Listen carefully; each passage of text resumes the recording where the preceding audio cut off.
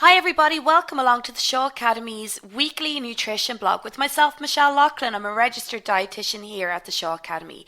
Today what I wanted to talk to you about is a really trending topic with students at the moment. Fast food, and why on earth do we eat it? So in the last few decades, there's been a substantial increase in the consumption of fast food. And at the same time, there's been an increase in overweight and obesity rates worldwide. My question for you, is this a coincidence, or has our reliance on cheap, fast food led to a deterioration in our health? Let's have a look at the facts. There are greater than 500,000 fast food places worldwide. 96% of children can recognize Ronald McDonald, with only Santa Claus being more recognizable. $100 billion is the amount Americans spend on fast food every single year. Now, considering only a couple of $1 million are spent on actually promoting healthy eating, we can see the emphasis which is being placed on fast food. You can eat easily your entire day's calorie allowance in one fast food meal, which doesn't surprise me then why it's leading to increasing rates of overweight and obesity. $4.2 billion was spent on advertising for fast food in the US in 2010, and there was an increase in the number of possible kids' meal combinations available in 2013 compared to 2010. So we're definitely not decreasing the exposure of children to fast food. If anything, it's on the rise. So I just wanted to talk about the clever marketing and how fast food is actually presented to us. So it doesn't matter if you yourself don't eat fast food. Most fast food places are not actually interested in you, and actually most of their advertising is aimed at children. Now, children do not make food choice with their future health in mind, and that's why they are so vulnerable to effective marketing. So let's have a look at this first image. So again, images of healthy, happy people eating fast food are usually presented to us. That way we only ever associate fast food with good-looking, healthy people in our head.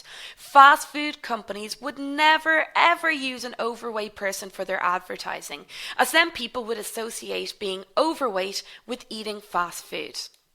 Fast food is usually presented as a bigger, brighter version of itself. So remember, we eat with our eyes. And when we see images such as this, it looks so appealing. How could you resist? Again, now you can see an image of a happy family eating in a fast food restaurant. So again, this creates the image that a fast food restaurant is the ideal place to bring your child.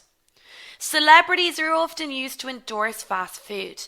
Remember, if you idolize or want to be like a celebrity and you see that they eat at a certain fast food restaurant, it's going to make that fast food restaurant more appealing to you, whether you realize it or not. Okay, so that's how fast food is presented to us. Do you think that's actually the reality? Absolutely not.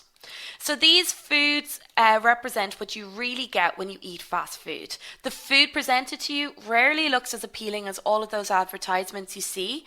Now, but because the advertising is so powerful, you disregard the reality and stick with the illusion. Fast food is fatty, it's greasy, it's high in calories, sugar, fat and salt and additives. It is not glamorous, and it's usually eaten alone or in front of the TV. So definitely not what the fast food companies want you to be thinking about. So let's have a quick look at the calories in fast food. Now remember that the average woman should only eat 2,000 calories a day, and the average man should eat 2,500 calories a day. So you can see that if you were to have a Chinese food plate, you could be eating 2,345 calories in one sitting. Let's have a look if you went to the cinema and got 200 grams of toffee popcorn. 840 calories. What about a Big Mac meal?